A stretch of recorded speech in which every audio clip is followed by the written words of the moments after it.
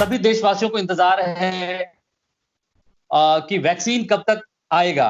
और लेकिन तरह तरह की खबरें भी आ रही है कि वैक्सीन बनाना जो है बहुत आसान नहीं है, क्योंकि ये जो बैक्टीरिया है उसके अलग अलग स्ट्रेन्स डेवलप हो रहे हैं। जितने स्ट्रेन्स डेवलप हो रहे हैं मुश्किलें उतनी बढ़ रही हैं। आप थोड़ा सरल शब्दों में, सरल भाषा में जो आम लोग समझ सकें, जरा समझाइए कि मतलब क्या मुश्किलें हो सकती हैं और कब तक वैक्सीन बनकर तैयार हो सकता है। इसमें सर्वप्रथम वैक्सीन का जो बेसिक प्रिंसिपल है वो सामान्य जन को जानना हो।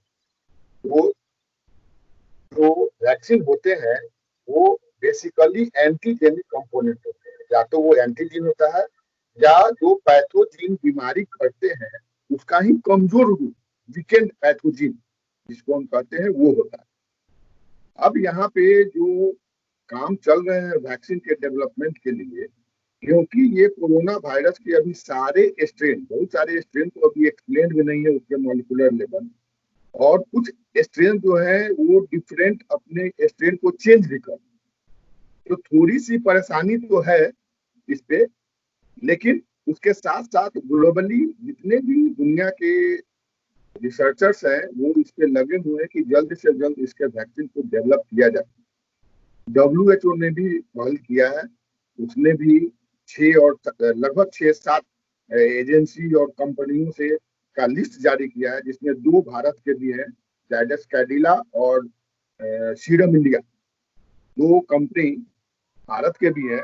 और इसमें आज ही लगभग एक पेपर में देख रहा था, वो सराह गिलवर्ट जो ऑक्सफोर्ड यूनिवर्सिटी में है, वैक्सीनोलॉजिस्ट है, वो स्टार्ट पे उनका वैक्सीनेशन पे बहुत अच्छा वर्क है, उन्होंने भी इसको टेकअप किया है। लेकिन ये भी सही है कि किसी भी तरह से लगभग 12 महीने, 9 से 12 महीने के पहले तो वैक्सीन मार्केट में अवेलेबल होगी, इसकी संभावना।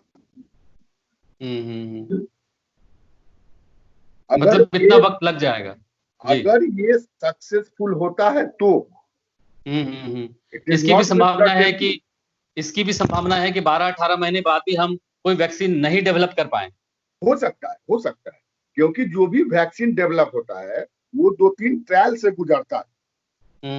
पहले वो रोडेंट्स पे उसके ट्रायल होते हैं, अंत में वो ह्यूमन बीइंग पे ट्रायल होता है, और हर एक लेवल पे उसके फिजियोलॉजिकल टेस्टिंग होती है, उसका इम्पैक्ट कहीं निगेटिव फिजियोलॉजी पे दे रहा है या नहीं। अगर वो किसी स्टेज में ऐसा लगता है कि जो वैक्सीन डेवलप किया गया उसका थोड़ा सा निगेटिव इम्पैक्ट आ रहा है, तो उस वैक्सीन को ह्यूमन ट्रायल के लिए रिकमेंड नहीं किया जाता। तो अभी फर्स्ट ट्रायल भी बहुत जगह से रिपोर्ट नहीं आ रहा है, एक आध जगह लोगों ने रिपोर्ट किया है, लेकिन वो क्या सच है वो कंप्लीट पेपर्स अभी आ नहीं रहे जर्नल्स। तो जब तक ये सारे जर्नल्स में पेपर्स आएंगे नहीं, तब तक इस पर कुछ भी निश्चित रूप से कहना इस अभी के परिस्थिति में, आज के समय में, ये थोड़ी मुश्किल। ऐसा पहले कभी हुआ है कि बहुत बड़ी बीमारी का हम वैक्सीन नहीं डेवलप कर पाए हैं? तमाम कोशिशों के बावजूद? नहीं, ऐसे एड्स के भी नहीं आ पाए। एड्स ये अभी तक वैक्सीन नहीं डेवलप कर पाए। तो ऐसी बहुत सारी बीमारियां हैं जिसका कि वैक्सीन डेवलप अभी तक नहीं हो पाए। कुछ के वैक्सीन जैसे आपका ट्रायल में भी है, मिडिल ईस्ट आपको MERS जो है उसका भी अभी ट्रायल में है। तो अभी ऐसी बहुत सारी बीमारियां हैं जिसका कि हम वैक्सीन अभी भी नहीं डेवलप कर पाए। सर आप जो है जो बीमारी के स्प्रेड को, आप एपिडेमोलॉजिस्ट हैं, आप बीमारी के स्प्रेड को बहुत अच्छे से समझ सकते हैं। अभी हमने देखा कि कुछ देशों में जो रफ्तार फैलने की वो थोड़ी ज्यादा है। हमारे देश में अभी compare to other countries, developed countries, Italy, America की तुलना में यहाँ पे स्प्रेड जो है थोड़ा कम दिख रहा है। क्या ये हमने जो कंट्रोल किया है लॉकडाउन की वजह से, ये उसकी वजह से कंट्रोल हुआ है, या यहाँ पर जैसे कहा जा रहा है कि अमेरिका में जो कोरोना वायरस का अलग स्ट्रेन है जो वहां गया है, इटली में अलग गया है, हमारे देश में अलग एक वैरायटी आई है, जो स्ट्रेन है उसका स्ट्रेन अलग है, क्या उस वजह से कोई फर्क है? क्या रीजन हो सकता है? देखिए, जब भी एपिडेमियोलॉजिकल कोई पैरामीटर्स होता है तो वहाँ पे एक बहुत इंपॉर्टेंट फैक्टर्स है जिसको हम बेसिक रिप्रोडक्शन और R0 से हम इंडिकेट करते हैं। तो क्योंकि ये जब एपिडेमिक्स फैलते हैं तो इवन की चाइना का हम पेपर देखें, चाइना से भी तो वहां पे R0 का वैल्यू बतलाया गया है 1.824.49। अब ये जो 1.4 टू 4.R0 थोड़ा हम दर्शकों को बतलाना चाहेंगे, तो वो ये बतलाता है कि प्राइमरी इन्फेक्शन से सेकेंडरी इन्फेक्शन का रेट क्या है। जी जी जी। एक स्टेज में एक व्यक्ति एक यूनिट टाइम में 4.9 व्यक्ति को इन्फेक्ट कर सकते। अब यहाँ पे जो चाइना, इवन की चाइना ने बतलाया वो चीज। अब अगर हम दूसरे, जैसे आपने बाहर के का बात किए, तो हम बता दें कि इटली में ये 3.9 आया है, आपको जर्मनी में ये 6 के लगभग 4 के लगभग 4.39 के लगभग आया है, आपको स्पेन में ये लगभग 4.69 आया है। तो ये R0 वैल्यू जो है वहां पे ज्यादा है। और इंडिया में अगर R0 का जो पहला कैलकुलेशन आया वो 1.7 दिया गया आया था, क्योंकि ICMR ने भी रिपोर्ट किया है, वो प्रेजेंट किया है 1.7 के लिए। और इधर हमने भी कैलकुलेट किया था, हमने उसको बेस लिया है 11 मार्च, तो हम 11 मार्च को मेरे कैलकुलेशन में वो वैल्यू आया है 1.9। अच्छा, आपने खुद से R0 वैल्यू को कैलकुलेट किया है? जी, R0 को हमने कैलकुलेट किया है और मेरा जो वैल्यू है वो 1.9 के लगभग है। 1.9 R0 जो है बेसिकली स्प्रेड का जो रेट है उसको डिनोट करता है, उसको डिनोट करता है। ये बताता है कि प्राइमरी इन्फेक्शन से कितने लोग सेकेंडरी इन्फेक्टेड हो सकते, मतलब कि एक व्यक्ति उस यूनिट टाइम में कितने को इन्फेक्ट कर सकता है। जी, तो ये इंडिया में आपने खुद भी कैलकुलेट किया, आपने ICMR का भी जिक्र किया कि उन्होंने भी रेट अनाउंस किया है, तो ये अमेरिका, इटली, जर्मनी, इन देशों की तुलना में हमारे यहाँ कम होने की क्या वजह हो सकती है? हाँ, वही हम बतला है कि यहाँ पे एक सबसे बड़ी, हम वही पे आ रहे हैं कि जो एपिडेमियोलॉजिकल मॉडल्स होते हैं खास करके इन्फेक्टिव डिजीज में, इसको हम बोलते हैं कंपार्टमेंटल मॉडल। यहाँ पे इसको हम कंपार्टमेंटल मॉडल बोलते हैं। जैसे कि सबसे पहले इसका जो प्रोसेस है वो है susceptible, export, infected and removal. ये 4 स्टेज में जो ससेप्टेबल और एक्सपोर्ट का जो कंपोनेंट है उसको अगर आप रोकते हैं तो फर्दर वो स्प्रेडिंग जो होगा उसको वो रोकेगा। और जब वहां पे वो रुकेगा तो उसका एक्सपोनेंशियल ग्रोथ, जो इन्फेक्टिव ग्रोथ वैल्यू रेट जो आ रहा है, एक्सपोनेंशियल रेट जो आ रहा है वो घटेगा। जब वो घटेगा तो R0 का वैल्यू भी घटेगा। तो जनरली यहाँ पे जो क्वारंटाइन और सेपरेशन हुआ, अभी बहुत ऐसे फैक्टर्स हैं जो यहाँ पे अनएनालाइज है, यहाँ पे एनालाइज नहीं है इस कंडीशन। जैसे मान लीजिए कि इसका एक्चुअल इंक्यूबेशन पीरियड क्या है, कुछ 2 बोलते हैं, कुछ 14 बोलते हैं, कुछ इंक्यूबेशन पीरियड में भी वेरिएशन। और सबसे इम्पोर्टेंट होता है प्राइमरी स्क्रीनिंग, तो क्योंकि डिजीज नया था, इसके किट बहुत ज्यादा अवेलेबल नहीं थे, तो प्राइमरी स्क्रीनिंग एक मास लेवल पे संभव नहीं। जी। उसका एक अल्टरनेट उपाय यही था कि आप उसको सेपरेट करें, कि स्प्रेडिंग का जो रेट हो, जो R0 वैल्यू हो, वो एट प्रेजेंट अभी तो स्थिति है उसकी, क्योंकि ट्रीटमेंट के लेवल पे आप उसको चेक नहीं कर सकते। तो उसकी जो डिक्रीज वैल्यू जो इंडिया में आई है वो निश्चित तौर पे आपका जो ये क्वारंटाइन, अर्ली क्वारंटाइन और आप जो आइसोलेशन किए हैं इसके द्वारा है, इसमें कहीं तक नहीं। और इससे पेपर भी आए हैं आपके फ्रांस और इटली। मतलब आप ये कह रहे हैं जो लॉकडाउन हमने किया, जो क्वारंटीन का प्रोसीजर ये सब अपनाया जा रहा है, इससे काफी फायदा मिला है। अभी तत्काल अगर ये आप यूज नहीं करेंगे तो it is very difficult to control the R0 value of the covid. और इसका प्रत्यक्ष आप ऐसे भी देखिए तो आप चले जाइए ताइवान, चले जाइए सिंगापुर, चले जाइए, वहां पर आप देखिए उन्होंने स्ट्रिक्टली उसको रोका और वहां पे लगभग वो कंट्रोल। अच्छा सर, कुछ मामले अभी जैसे सिंगापुर से भी मामले आ रहे हैं, कुछ ऐसी खबरें आ रही हैं, हालांकि उतनी पुष्ट नहीं है, कि वहां फिर से कुछ केसेस आने शुरू हो गए, कंट्रोल हुआ लेकिन फिर कुछ केसेस आ गए। चाइना में भी दोबारा से कुछ केसेस आने शुरू हो गए हैं। तो इस तरह के लैप्सेस की संभावना या रिकरेंस की संभावना जो है कितनी है हमारे देश के लिए, संदर्भ में भी बताएं। नहीं, हमने अभी जस्ट बोला कि यहाँ पर ये लैप्सेस नहीं है। देखिए, एपिडेमियोलॉजिकल रिमूवल अगर करना होगा तो आपको प्राइमरी लेवल स्क्रीनिंग करना, यानी आपके किट से जितने भी सस्पेक्ट है, हमने अभी बोला कि इसका मॉडल है सस्पेक्टेड एक्सपोर्ट इन्फेक्टेड रिमूवल, 4 है। इस एपिडेमियोलॉजी में 4 पार्ट है। एपिडेमियोलॉजिकल जो कैलकुलेशंस होंगे इसके 4 पार्ट है। तो जो सस्पेक्टेबल पॉपुलेशन है उसके बाद वो एक्सपोज्ड होंगे, एक्सपोज्ड के बाद वो इन्फेक्टेड होंगे। तो 2 लेवल पे यहाँ पे है कि जो एक्सपोज्ड है, क्योंकि यहाँ पर इंक्यूबेशन पीरियड लंबा है और वो एक्सपोज्ड है, तो जब तक आप उसका प्राइमरी स्क्रीनिंग नहीं करेंगे तब तक वो कंप्लीटली जो आप रिड्यूस करना चाहते हैं, कंप्लीट जो एलिमिनेट करना चाहते हैं पॉपुलेशन से, वो नहीं होगा।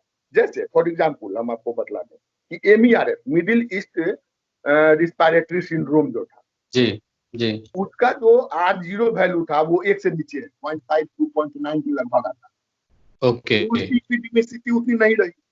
हाँ ठीक है, है। ग्लोबली को पैंडेमिक रीजन में नहीं जाके पहुंचा, लेकिन इसका उस पर्टिकुलर रीजन में ही हुआ।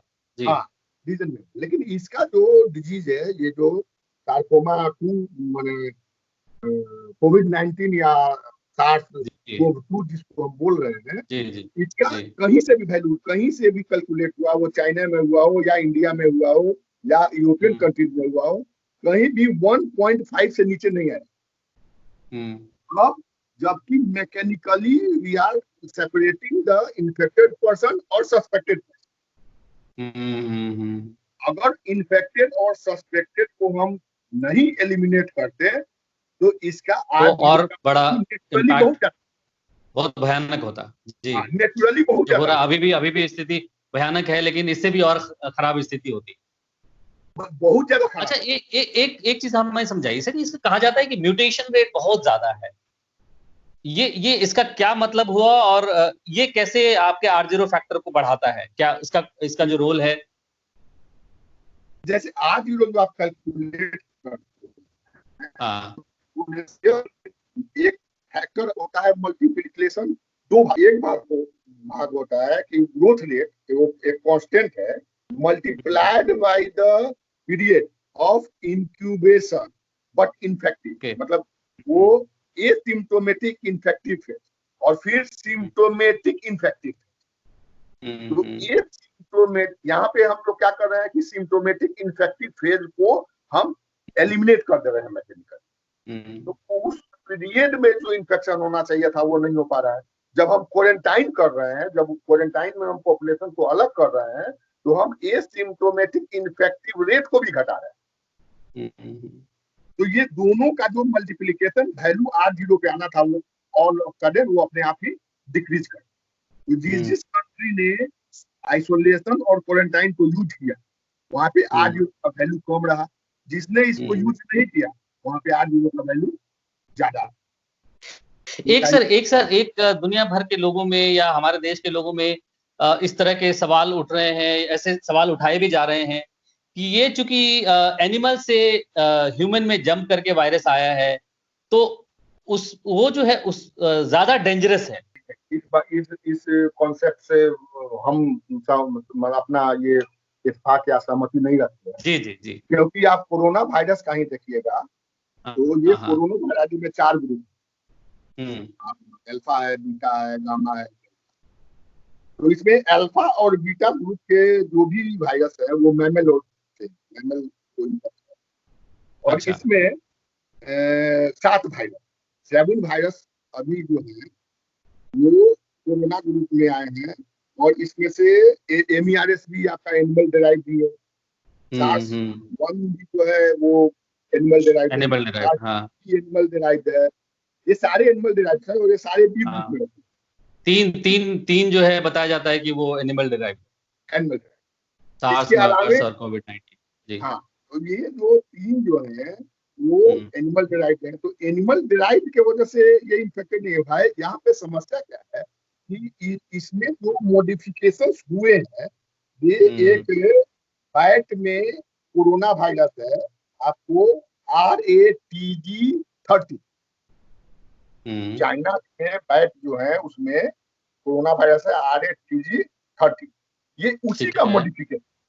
उससे ओके। ये इसको आप हम कह सकते हैं कि इवोल्यूशनरी म्यूटेशन, एक तरह से ये इवोल्यूशनरी म्यूटेशन है।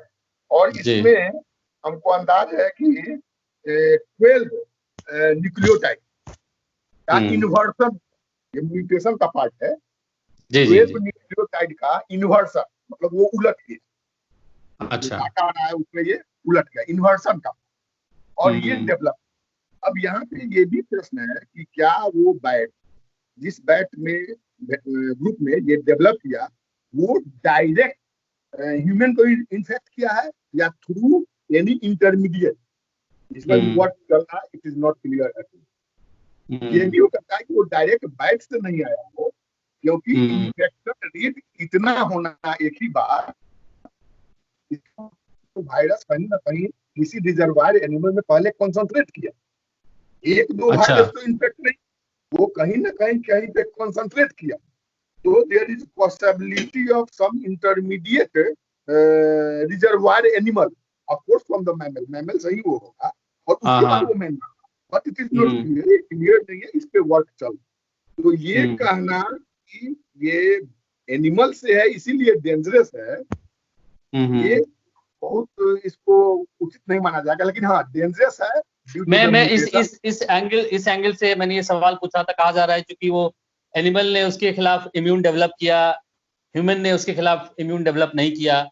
बहुत सारे वायरस होते हैं जो उसके खिलाफ इम्यून डेवलप हो जाता है। इस केस में हम लोग ह्यूमन जो है, मैं उस संदर्भ में ये सवाल मैं जानना चाह रहा था, क्योंकि आप साइंटिफिकली इसको ज्यादा अच्छे से नहीं हम एक्सप्लेन कर नहीं, सकते हैं। हम बदला रहे हैं। अगर देखिए इम्यूनिटी का मतलब कि जब तक आपके बॉडी में कोई एंटीजन पार्टिकल नहीं आएगा, एंटीबॉडी का निर्माण नहीं होगा। वो एंटीबॉडी इंपॉर्टेंट है, इम्यूनोलॉजिकल पॉइंट ऑफ व्यू से आप पूछ रहे हैं, दो एंटीबॉडी इंपॉर्टेंट है, वन है IgM और दूसरा है IgG।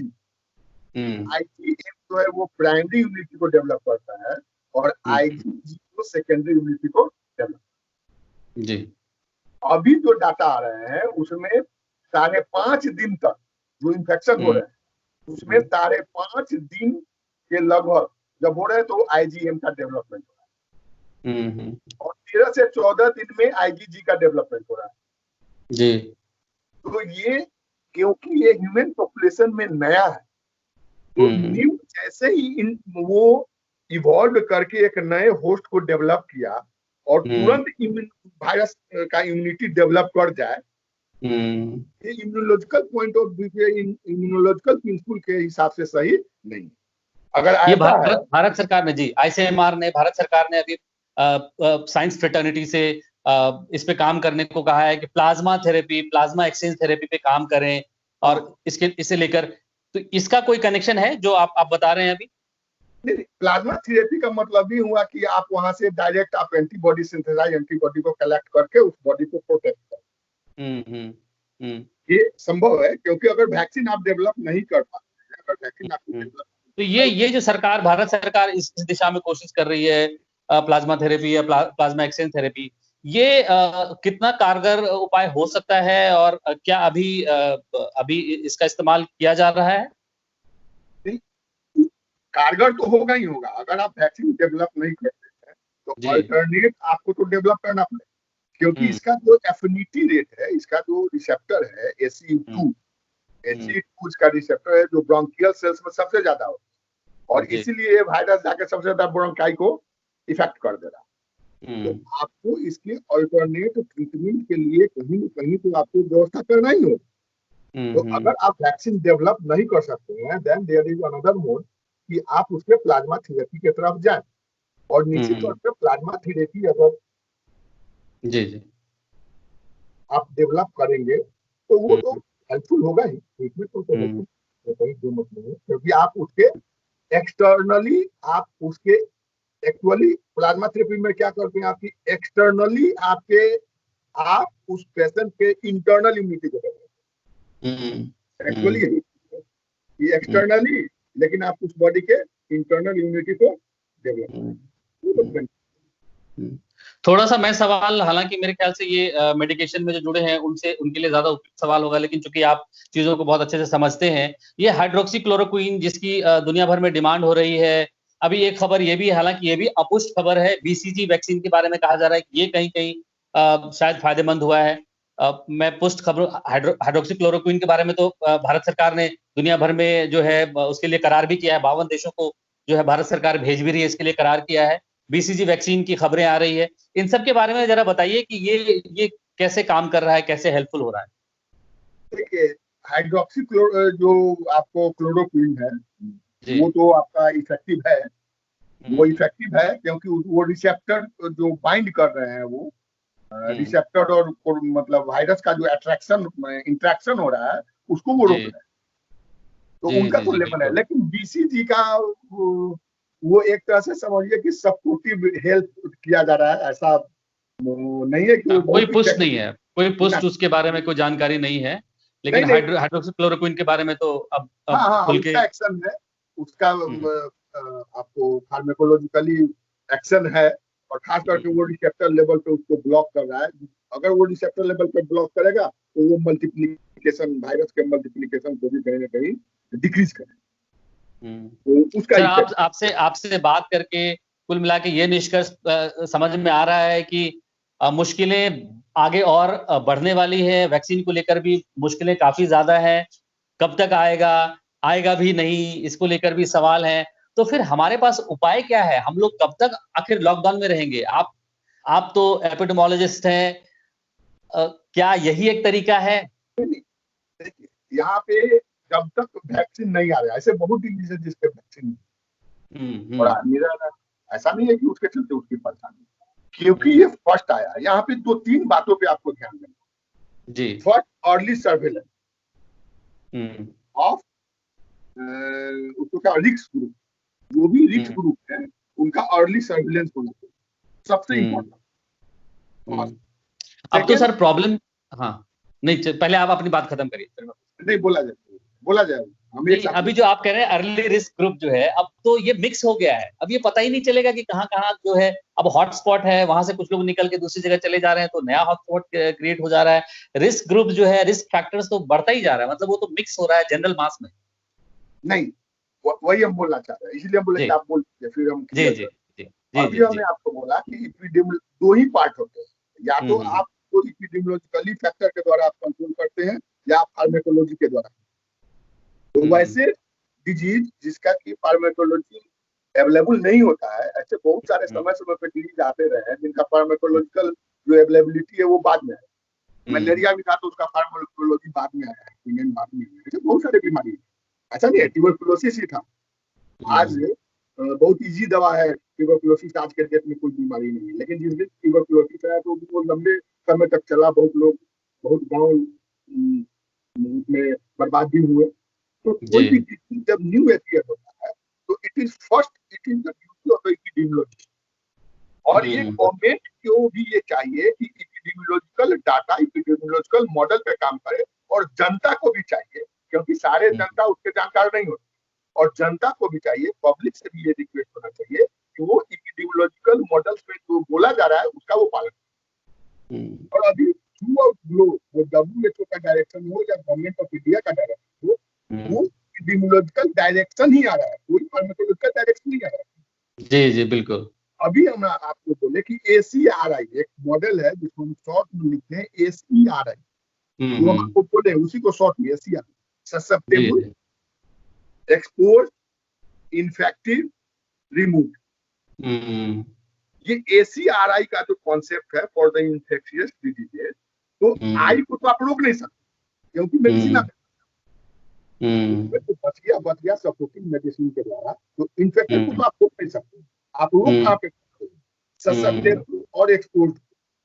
हम्म तो जो प्राइमरी जो आपका जो सर्वेलेंस हो, फर्स्ट सर्वेलेंस, हम्म वो हम्म एक्सपोज वाले का। आपको जहां हम्म लगता है कि ये एक्सपोज ग्रुप है, वो मिक्स हम्म होंगे, तो कहीं ना कहीं अगर वो मिक्स हो गए, मान लीजिए किसी गांव में गए, तो it is the duty of the government to analyse all the population of a village, पूरे विलेज को चेक करके उसका प्लानिंग अच्छा से वहां पे एक्सपोज ग्रुप के द्वारा कोई सॉरी ससेप्टेबल ग्रुप जो है उसमें कोई एक्सपोर्ट के द्वारा इन्फेक्टेड हुआ भी नहीं, क्योंकि यहाँ पर आपका जो इंक्यूबेशन पीरियड एक आ रहा है, मतलब सिम्टम अपीयर होने के बीच, इन्फेक्शन और सिम्टम अपीयर होने के बीच में कोई चीज समय रह रही है, तो वहां पे थोड़ी परेशानी। और अगर आपको लगता है कि ये व्यक्ति ये रिस्क फैक्टर है, ये व्यक्ति, तो उसको आप सेपरेट, और धीरे धीरे जब आप इस काम को करेंगे तो उसका वैल्यू गिरते चला जाएगा। आप लास्ट वर्ड्स क्या कहना चाहेंगे देश भर के लोगों से? मेरा तो सभी देशवासियों से ये अनुरोध है कि जिनको भी अपने आप को लगता है कि हम कहीं ना कहीं एक्सपोज्ड हुए हैं, वो खुद जाके अपना ये टेस्ट करा ले कि वो कोरोना पॉजिटिव है या नहीं। खुद जाके करा, और अगर वो इनिशियली वॉलंटरीली करना पड़ेगा, ये देशवासियों को वॉलंटरीली करना ही पड़ेगा, वॉलंटरी करना पड़ेगा। अगर वो वॉलंटरी कर लेते हैं तो गवर्नमेंट का जो इफोर्ट है, गवर्नमेंट को इतनी परेशान हो रही है, वो एनर्जी का और दूसरे डायरेक्शन में, और वो है ना, वहाँ एनर्जी सेव होगी तो बाकी ट्रीटमेंट में, फैसिलिटेशन में। तो ये, और इसके जो भी किट है, और अभी तो थोड़ा सा आफादाफी है, दूसरा मैं गवर्नमेंट से भी रिक्वेस्ट करूंगा कि प्राइमरी किट जो टेस्ट किट है वो अवेलेबल कराए, और जिस जिस एरिया में तो एक एक्सपोज्ड विलेज या एक्सपोज्ड डिस्ट्रिक्ट रहा हो, उसके कंप्लीट वो एक प्राइमरी सर्विलेंस कराए, नहीं तो ये फर्दर रिकरेंस का चांस रहेगा, इससे हम इनकार नहीं। सर, एक अहम सवाल मैं आपसे जानना चाह रहा हूं। अभी जो आंकड़ा देख रहा हूं मैं, दुनिया भर में मौत का आंकड़ा कोरोना वायरस से 1,47,000 हो चुका है, जो कि बहुत ज्यादा है। टोटल कंफर्म केसेस हैं वो करीब 22 लाख को छूने वाला है, 21,88,000 अभी हो चुका है। तो ये जो वायरस है पूरी दुनिया में इतनी तेजी से फैल गया, लगभग पूरे ग्लोब पे हर कंट्री में रेड जो है, रेड जोन दिख रहा है। तो इसका ये रेप्लिकेटिंग रेट या मल्टीप्लिकेशन रेट इतना ज्यादा क्यों है? देखिए, ये इसमें दो बातें हैं, दो एस्पेक्ट। एक तो ये ACE2 से बहुत तेजी में कंबाइन करता है, और दूसरी बात कि ये कॉमनली 30 किलो बेस आपके न्यूक्लियोटाइड के बने होते, इसके DNA आरएनए कंटेनिंग वायरस है, ये 30 किलो बेस। अब इस 30 किलो बेस में ये पॉजिटिव स्ट्रेन है, और इसके एक इंड पे कैप होता है, ये मॉलिक्यूलर बायोलॉजी का एक कंपोनेंट है कैप, और इसके टेल रीजन पे पॉली ए टेल होता है। अब इसमें अंतर क्या हुआ, ये कॉमन लोग समझ जाएंगे कि जनरली DNA से RNA बनता है और RNA से प्रोटीन बनता है। ठीक है। अब यहाँ पे इसका जो RNA है वो कम चेंज नहीं होता है DNA में, क्योंकि इसके पास कैप है 5 डैश इंड पे और 3 डैश इंड पे पॉली ए टेल है, देन ये डायरेक्ट वर्क करता है एज ए मैसेंजर। और जैसे ये मैसेंजर आने का काम करता है तो इसका जो प्रोटीन का निर्माण होता है, जैसे ये होस्ट सेल को इन्फेक्ट करेगा, इसके मल्टीप्लिकेशन होने लगेंगे प्रोटीन के। और वायरस में प्रोटीन है और जेनेटिक मटेरियल और कुछ होता नहीं है, इसलिए इसका रेट ऑफ रिप्लिकेशन, रिप्लिकेज एंजाइम का जो है वो बहुत फास्ट, और इसके फास्ट रेट के चलते इसकी इन्फेक्शन का रेट भी और इसका जो स्प्रेडिंग रेट है वो भी ज्यादा है। इसके साथ साथ जो नन